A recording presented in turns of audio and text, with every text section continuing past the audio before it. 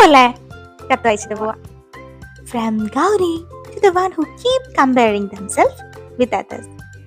എൻ്റെ പ്രിയപ്പെട്ട മനുഷ്യ, നീ എന്താ ചെയ്യുന്നതെന്ന് അറിയില്ലെങ്കിലും നിന്റെ മനസ്സെനിക്ക് മനസ്സിലാവും.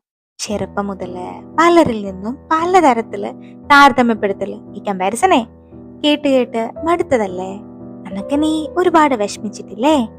എന്നിട്ടാണോ ഇപ്പം മറ്റുള്ളവരെ വെച്ച് സ്വയം കമ്പയർ ചെയ്യുന്നേ, സ്വയം അളക്കുന്നേ? അവരൊക്കെ അടിപൊളിയാ, ഞാൻ മാത്രം ഭയങ്കര ശോകമാ എന്ന് ചിന്തിക്കാണോ?